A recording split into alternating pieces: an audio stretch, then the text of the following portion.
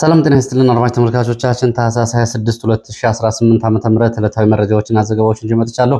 መረጃና ዘገባዎችን እየተከታተላችሁ አብራችሁ እንድትቆዩ ነው በአክብሮት የምጋብዛችሁ። በዚህ ሰዓት የተለያዩ ዝርዝር የግንባር መረጃዎችን ይዣለሁ።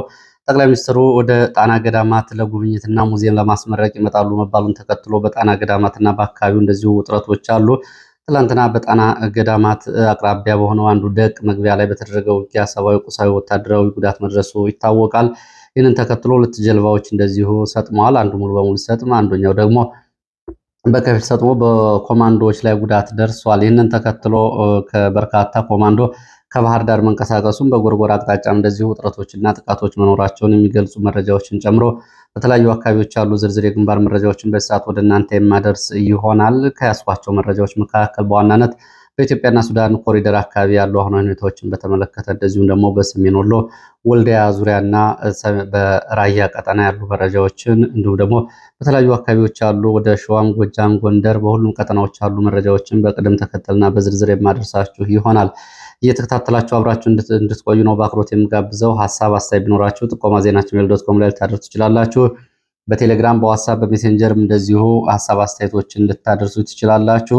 በርካታ ሀሳብ አስተያየቶችን አድርሳችሁኛል። እንግዲህ ከአድርሳችሁኝ ሀሳብ አስተያየቶች መካከል በተለይ ፋኖን አንድነት የተመለከቱ ጉዳዮችን እንዲሁም ደግሞ አንዳንዶቻችሁ ደግሞ የሽምቅ ውጊያ ባህሪያትን በተመለከተ እንደዚሁ የሽምቅ ውጊያ ያዝ ለቀቅ እያደረገ የሚደረግ ነው በሚል እንደዚሁ ከአሁን በፊት የነበሩ ልምዶችን በተመለከተ እንደዚሁ ተሞክሮችን በሚዲያ ቢቀርቡላችሁ አድርሳችኋል፣ ተመልክቻችኋለሁ። በእጅጉ አመሰግናለሁ። ከዛ ባሻገር እንደዚሁ የህዝብ አንድነትና የቀጠናውን የኃይል አሰላለፍ በተመለከተም እንደዚሁ ሀሳብ አስተያየቶች በተለይ የሱዳንን አጠቃላይ ሁኔታ በተመለከተ በየመን ያለውን የመንን ወደ ሁለት ለመክፈል የዩናይትድ አረብ ኤሚሬትስ እየሄደችበት ያለውን መንገድ ሱዳንን ለሁለት ለመክፈል አረብ ኤሚሬትስ እየሄደችበት ያለው መንገድ ነገም በኢትዮጵያ ውስጥ ተመሳሳይ ጣፈንታ የሚገጥመው ይሆናል። ከዚህ ባሻገር በሶማሌላንድ ተሳክቶላታል። ስለዚህ ዩናይትድ አረብ ኤሚሬትስ በቀጠናው ይዘው የመጣቸው ያለው አጠቃላይ አዲስ ፖለቲካ ከአማራም ከኢትዮጵያም አንጻር እንዴት መታየት አለበት በሚል በዚህ ጉዳይ ላይ እንግዶችን ብታቀርብና ባለሙያዎችን ብትጋብዝ የሚል እንደዚሁ አስተያየት አድርሳችሁኛል። በእጅጉ ተመልክቼዋለሁ። በዚህ ላይ እንግዲህ አስተያየት ያሰጠኝ ወታደራዊ ባለሙያ የቀጠናው የጂኦፖለቲክስ ምልከታው ከፍ ያለ እንደሆነና በተለያዩ ሰላም ማስከበሮች የተሳተፈ መሆኑንም እንደዚሁ የሚገልጽ የግል መረጃውንም እንደዚሁ አካፍሎኛል። በእጅጉ ነው የማመሰግነው። ይሄ ጉዳይ በትክክል እንግዲህ የአፍሪካ ቀንድ ላይ አሁን የኃይል እና የፖለቲካ ሚዛናቸውን ለማስጠበቅ እየተንቀሳቀሱ ካሉት ቱርክ፣ ሳውዲ አረቢያ ባሻገር አሁን ዩናይትድ አረብ ኤሚሬትስ በግልጽ ደቡብ የመንን ለመገንጠልና የራሷ የባህር ኮሪደር ለመቆጣጠር በሶማሌላንድ ከእስራኤል ጋር የጀመረችው ጥምረት እንዲሁም ደግሞ የሁቱ አማጺዎችን ለመውጋት ከእስራኤል ጋር በየመን የጀመረችው ዘመቻ ከሳውዲ አረቢያ ጋር በቀጥታ አጋጅቷታል። ከሳውዲ አረቢያ ጋር ሰሞኑን እንደዚሁ የአየር ክልል በየመን ቀጠና የእርስ በርስ ግጭት አድርገዋል። ይህንን ጨምሮ በኢትዮጵያ ውስጥ ይዘው የመጣቸው ጉዳይስ ምንድን ነው የሚለውን ወደፊት እንግዲህ እንም ባለሙያ ጨምሮ ሌሎች በጽሁፍም በቃለም በኢንተርቪው የሚቀርቡ ካሉ የምመለስበት ይሆናል። የቀጠናው ሁኔታ ተለዋዋጭና ፈጣን እየሆነ ነው የሚገኘው። ከዚህ አንጻር እንግዲህ አስተያየቶቻቸውን ተመልክቻለሁ። እንደዚሁም ደግሞ በተለያዩ አካባቢዎች ያሉ መረጃዎችን ሸፍኖ ከመስራት አንጻር ወደ ምስራቅ ኢትዮጵያ የሐረርጌና ባሌ አካባቢዎች መረጃዎችን እያደረስክ አይደለም፣ እኛ እንከታተልሃለን ብላችኋል። በአካባቢው ያሉ መረጃዎች ካሉ ለመሸፈን ዝግጁ ነኝ።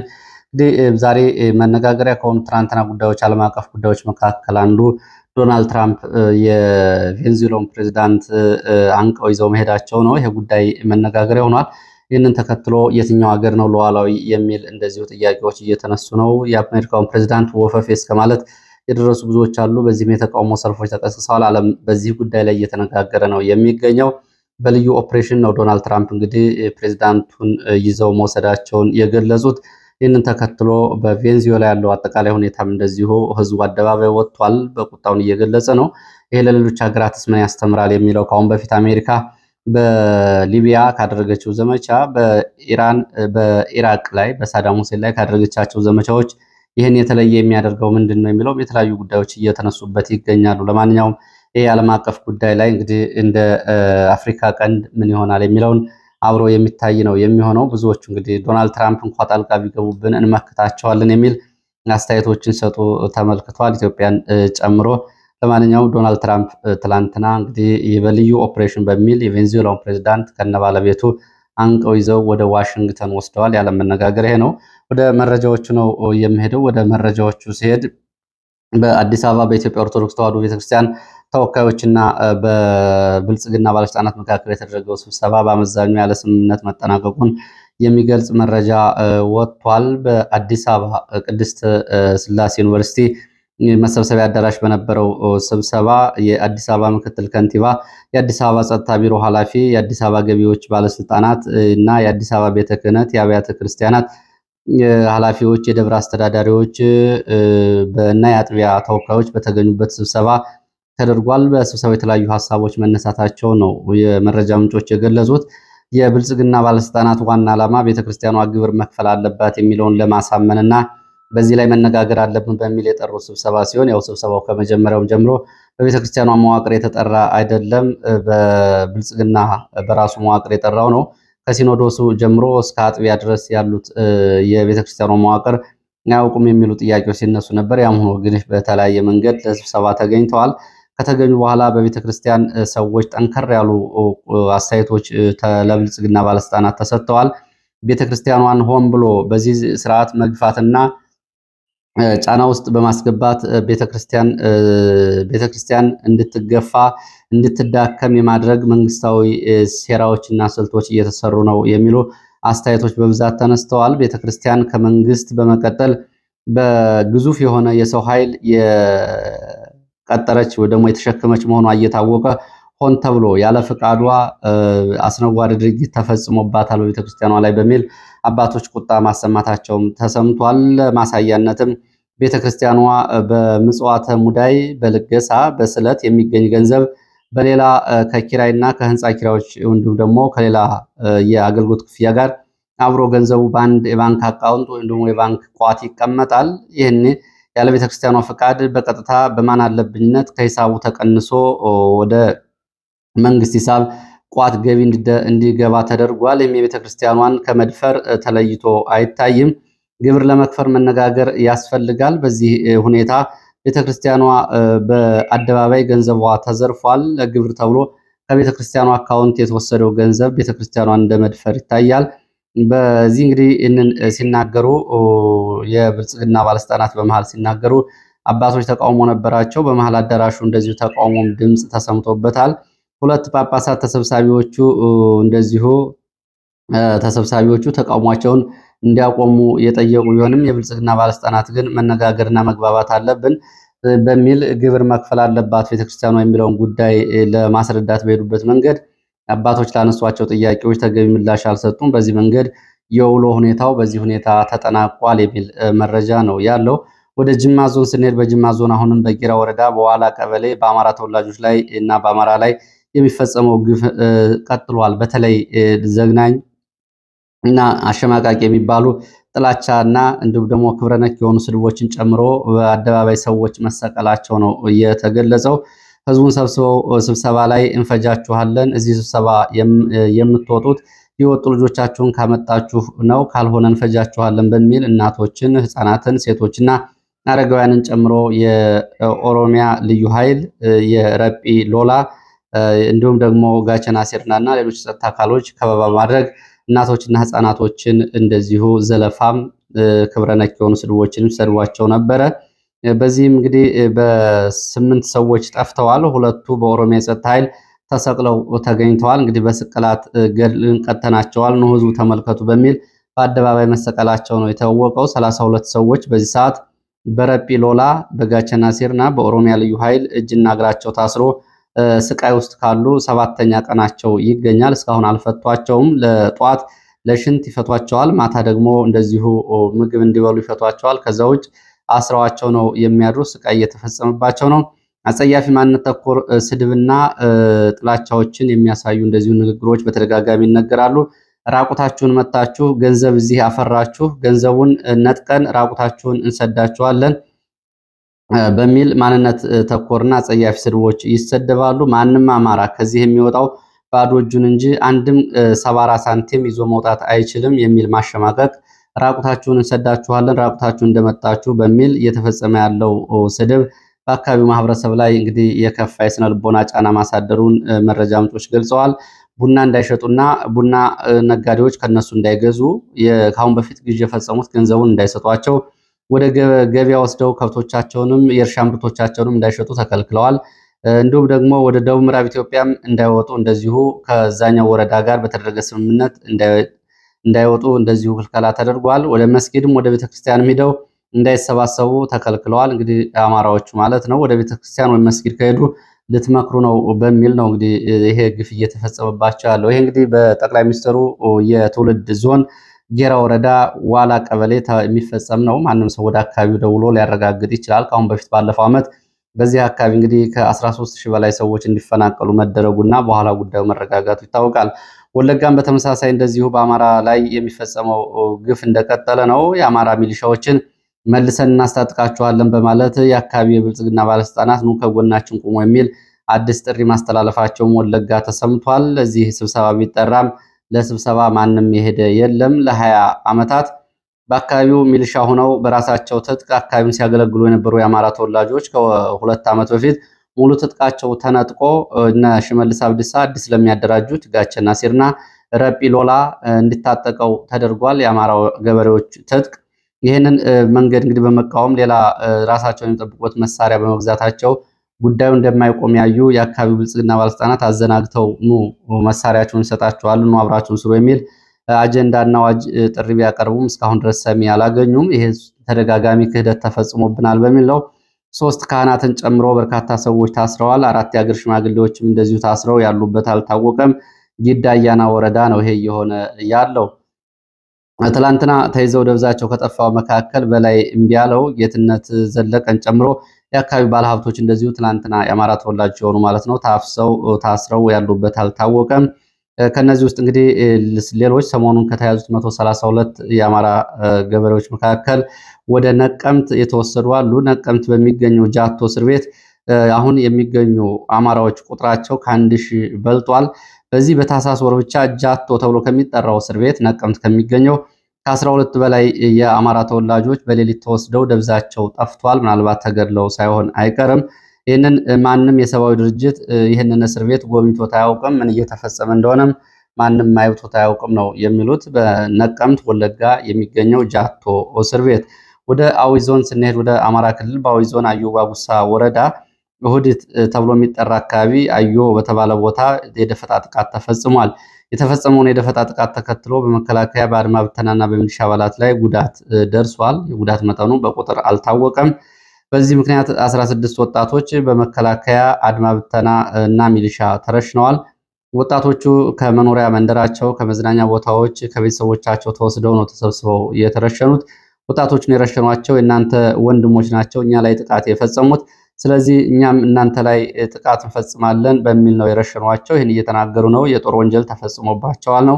ይህንን በተመለከተ እንግዲህ ጉዳት የደረሰባቸው ወጣቶች ስም ዝርዝራቸው ይፋ ሆኗል። አንዳንዶቹ ሹፌር፣ አንዳንዶቹ በአካባቢ በእርሻ ልማቱ ላይ በተለያዩ የእርሻ ስራዎች ላይ ተሰማርተው የሚገኙ ናቸው ስም ዝርዝራቸው የወጣው። ከተገደሉት ውስጥ እንግዲህ ከ16ቱ ቢያንስ ያስሩ ስም ዝርዝር እስካሁን ድረስ ወጥቷል። አሁን እየወጡ ያሉ መረጃዎች ደግሞ የተጨፈጨፉት ወጣቶች ቁጥራቸው ከ17 ይበልጣል የሚል ነው። በተለያዩ አካባቢዎች እንግዲህ የመንግስት ወታደሮች ጥቃት ሲደርስባቸው በአካባቢ የሚያገኟቸውን ንጹሐን ነው እየጨፈጨፉ ያሉት።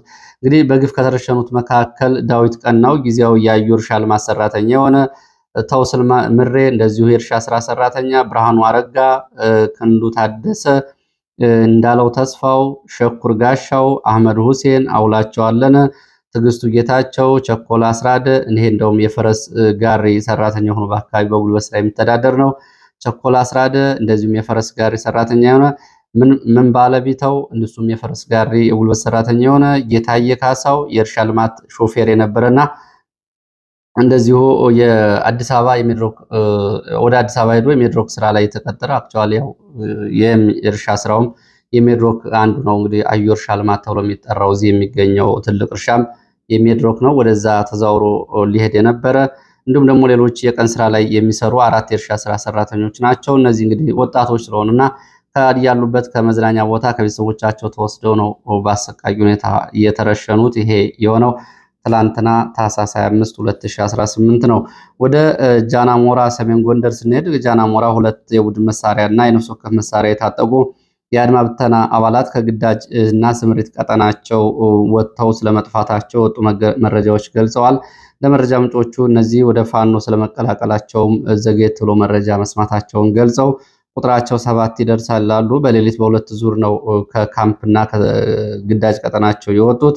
የእነሱን ለመፈለግ በሚል የመንገድና የኬላ ፍተሻ ጥበቃ ትዕዛዝ ቢሰጥም እስካሁን ድረስ አልተያዙም። ወደ ፋኖ ተቀላቅለዋል። አንድ ብሬን፣ አንድ ስናይፐር እና ሌሎች ነፍስ ወከፍ መሳሪያዎችን ይዘው ነው የተባለው።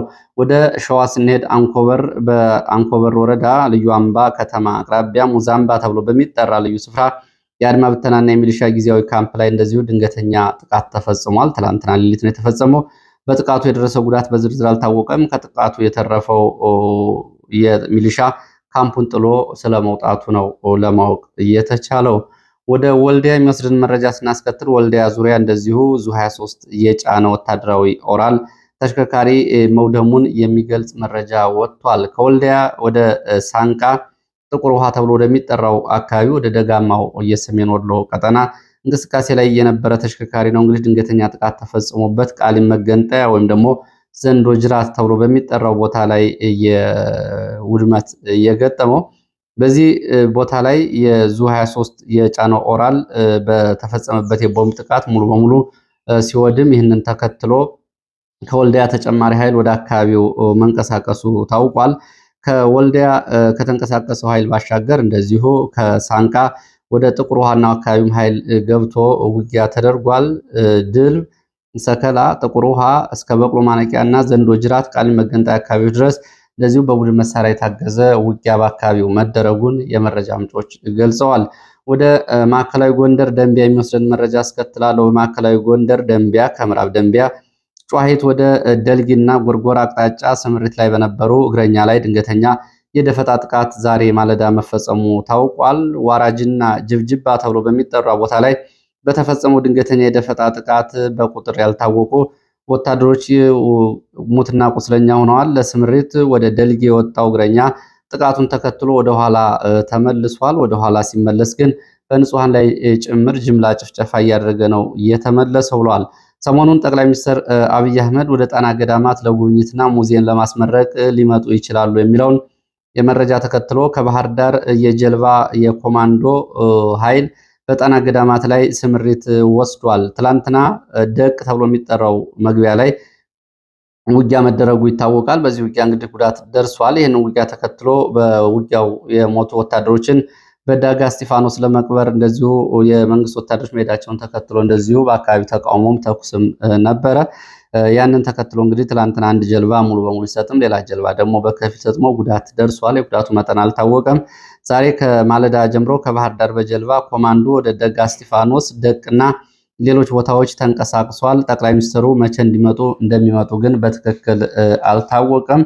ጠቅላይ ሚኒስትሩ ጉብኝት ያደርጋሉ መባሉን ተከትሎ እንግዲህ ከጎርጎራ እስከ ባህር ዳር ባለው ጣና ገዳማት ላይ በልዩ ጥበቃና ስምሪት ተደርጓል። በጎርጎራና አካባቢው በዚህ በደልጊ በደንቢያም ያለው የዚሁ የባህር ዳር አካባቢ ያለው የስምሪት አካል ነው የሚል መረጃ ነው ከአካባቢው እየወጣው። ወደ ኢትዮጵያና ሱዳን ድንበር አካባቢዎች ስንሄድ ወደ መተማ የሚወስድን መረጃ ወደ እናንተ አደርሳለሁ።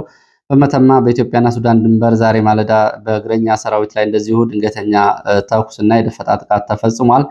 ከመተማ እና ከምዕራብ አርማጭሆ አብርሃ ጅራ መነሻውን አድርጎ ወደ መተማ እና ሱዳን አዋሳኝ አካባቢዎች አዲስ ዓለም፣ ሞገሴ ወደ ወዲ አንበሶ ቁጥር 5 ስምሬት ላይ በነበረ እግረኛ ላይ መሻሃ ዙሪያ አካባቢ የድሽቃ ድንገተኛ ጥቃት ተከፍቶ በአካባቢው ለግማሽ ሰዓት የቆየ ውጊያ ተደርጓል። የደረሰው ጉዳት ግን በዝርዝር አልታወቀም።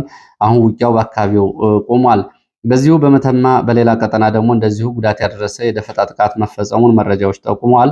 በዚህ በመተማ ወረዳ ዱራምባ ተብሎ በሚጠራ ቦታ ላይ ዛሬ ማለዳ 11 ሰዓት ከ45 ለንጋት አካባቢ ለግዳጅ በወጣ በእግረኛ ሰራዊት ላይ ድንገተኛ የደፈጣ ጥቃት ተፈጽሟል። በሁለት ተሽከርካሪዎች ላይ በአለሙ በተፈጸመው ጥቃት በተሽከርካሪ ላይ በነበሩ የሰራዊት አባላት ላይ ጉዳት ደርሷል። እስከ ረፋድ ድረስ አስክሬን አለመነሳቱን ቁስለኞችም ሳይነሱ መመልከታቸውን የገለጹት የመረጃ ምንጮች የነፍስ ወከፍ መሳሪያዎችም በፋኖች ገብተዋል። በዚህ ጥቃት እንግዲህ ቀድሞ የፋኖ አባላት የነበሩ አሁን ደግሞ የመንግስት የብልጽግና ሚሊሻ ሆነው ወደ አካባቢው የመከላከያን አድማ ብተናና ሚሊሻን እየመሩ የነበሩ መረጃ በመስጠት አካባቢ በማሳየት ስምሪት ላይ የነበሩ አብረው በነበረው ጥቃት ጉዳት ደርሶባቸዋል። ከነዚህ 3 ሙትና ቁስለኛ ሆነዋል። በዚህ እንግዲህ ከገንዳ ውሃ ወደ ሽንፋ አሁን ወደ ዱራምባ ተብሎ የሚጠራው አካባቢ ተጨማሪ እግረኛ እና መካናይዝድ ዙ 23 እና ሌሎች የውድ መሳሪያዎችን የያዘ ኃይል እንቅስቃሴ እያደረገ መሆኑን መተማ አካባቢ የወጡ መረጃዎች ይገልጻሉ። ወደ ሰሜን ወሎ የሚመልሰን መረጃ ላስከትል። ከሰሜን ወሎ ባለማጣ ከተማ ወንጭፍ ተብሎ የሚጠራው አደባባይ መከላከያ ሰራዊት የሰቀለውን የኢትዮጵያ ሰንደቅ ዓላማ የህወሓት ታጣቂዎች አውርደው ማቃጠላቸውን የዓይን እማኞች ገልጸዋል። የህወሓት ታጣቂዎች ወንጭፍ አደባባይ የተሰቀለውን ሰንደቅ ዓላማ አውርደው ሲያቃጥሉት በአካባቢው የፌዴራል ፖሊስ አባላት እንደነበሩ የሚገልጹት የመረጃ ምንጮች የፌዴራል ፖሊስ አባላት ሰንደቅ ዓላማውን አውርደው ሲያቃጥሉት ምንም አይነት እርምጃ አልወሰዱም። ወንጭፍ አደባባይ ላይ ያለው ሰንደቅ ዓላማ መውረዱና በህወሓት ታጣቂዎች መቃጠሉን ህዝቡ ሰምቶ ቁጣ ሲያሰማ እንደገና መሻሹን የመከላከያ መለዮ የለበሱ ወታደሮች ወንጭፍ አደባባይ ሄደው ሌላ ሰንደቅ ዓላማ ሰቅለዋል ነው ያሉት። ከወራት በፊት የህወሓት ታጣቂዎች ወንጭፍ ተብሎ የሚጠራውን አደባባይ ሙሉ በሙሉ አፍርሰውት እንደገና ጥገና ተደርጎለት ነው አሁን በከተማዋ እምብርት የሰንደቅ ዓላማ እንዲሁም ደግሞ የመገናኛ ቦታ ተደርጎ እንደ ዋና አደባባይ የሚቆጠረው። ይሄ አደባባይ እንግዲህ ስያሜውን ያገኘው እንደ ራያ የማንነት ታጋዮች መረጃ ከሆነ የወንጭፍ አደባባይ ወንጭፍ ተብሎ ስያሜ የተሰጠው የህወሓት ታጣቂዎች ከ2014 ጀምሮ በአካባቢው ከማንነት ጥያቄ ከሚያነሱ ወጣቶች ጋር ያደርጓቸውን ዘመቻዎች ተከትሎ የህወሓት ታጣቂዎች በዘመናዊ የጦር መሳሪያዎች ሲያደርጉ የአካባቢው ወጣቶች ደግሞ በወንጭፍ የህወሓት ታጣቂዎችን በመመከት እንግዲህ የወንጭፍ በአካባቢው ለነጻነት ተጋድሎ ያለውን ምልክትነት ለማረጋገጥ አካባቢው ወንጭፍ አደባባይ ተብሎ እንደተሰየመ ነው የተገለጸው። ወደ አፍሪካ ቀንድ መረጃዎቻችን ስንሄድ በአፍሪካ ቀንድ እንግዲህ ሰሞኑን ሶማሌላንድ በእስራኤል እውቅና መሰጠቷን ተከትሎ ሶማሌላንድ ከጎረቤቷ ጅቡቲ ጋር ሙሉ በሙሉ የዲፕሎማሲ ግንኙነቷን ስታቋርጥ፣ ሞቃዲሾ ደግሞ በሶማሌላንድ ላይ ወታደራዊ እርምጃ ወስዳለሁ ብላለች። እስራኤል የጦር ሰፈር የምትገነባ ከሆነና ሶማሌላንድ ለእስራኤል የጦር ሰፈር የምትሰጥ ከሆነ እንደ አረብ ሪፐብሊክ አባልነቴ የአረብ ሊግ ማለት ነው እርምጃ ወስዳለሁ እያለች ነው ሞቃዲሾ የምትገኘው። እንግዲህ ሞቃዲሾ የምትወስደው እርምጃ ወደፊት የሚታይ ሆኖ በሞቃዲሾ የሚገኙ የምክር ቤት አባላት ሚኒስትሮች ጭምር ሳይቀሩ ሶማሌላንድ ነጻነት እውቅና መሰጠቱን ደግፈዋል። ከዚህ ባሻገር ሌላው መነጋገሪያ ጉዳይ ሶማሌላንድን በተመለከተ የሶማሌላንዱ ፕሬዚዳንት አብዱላሂ ኪሮ የአሜሪካው ፕሬዚዳንት ዶናልድ ትራምፕ ግብዣ አድርገውላቸዋል። እንግዲህ ይህ ነው የዓለምን ፋይል የሚዘጋው ጉዳይ። ዶናልድ ትራምፕ አብዱላሂ ኪሮን ወደ አሜሪካ ዋሽንግተን ዋይት ሃውስ ጋብዘዋቸዋል። መቼ እንደሚሄዱ በውል አልታወቀም። ሰሞኑን ግን ወደ አሜሪካ ያቀናሉ ተብሏል። እንግዲህ አሜሪካ እስራኤልን ተከትሎ በይፋ ዲፕሎማሲያዊ ግንኙነት መጀመሯን እና ምናልባትም እውቅናውንም በዛው ልትሰጥ ትችላለች የሚለውን ጉዳይ የሚያሳይ ነው የሚሆነው። ጉዳዩ መነጋገሪያ ሆኗል። እንግዲህ የአሜሪካው ፕሬዚዳንት በይፋዊ ጉብኝት ግብዣ አድርገውላቸዋል እንደ አቻ ፕሬዚዳንቶቻቸው። እንግዲህ የራስ ገዝ አስተዳዳሪ ፕሬዚዳንት ሆኖ በዶናልድ ትራምፕ ግብዣ ሲደረግለት ጉዳዩ ምን ያሳያል የሚለው ጉዳይ አብሮ ይታያል። ከዚህ ጋር በተያያዘ እንግዲህ የሶማሌላንድ እንደ ሀገርነት እውቅና ማግኘት ለኢትዮጵያ የሚሰጠውን አጠቃላይ ፖለቲካዊ፣ ዲፕሎማሲያዊ ጥቅም በተመለከተ የሚያመጣውና የሚያስከትለውን ጉዳትን በተመለከተ የተለያዩ አስተያየቶች እየወጡ ነው የሚገኙት። ከዚህ ባሻገር እንግዲህ ሶማሌላንድ አረብ ኤሚሬትስም ወታደራዊ ቤዝ ለመገንባት እንቅስቃሴ መጀመሯና ሽብርተኞችን ለመዋጋት በሚል ወደ አካባቢው ወታደራዊ ቁሳቁስ እያስገባች መሆኗን የሚገልጹ ሌሎች መረጃዎች ወጥተዋል።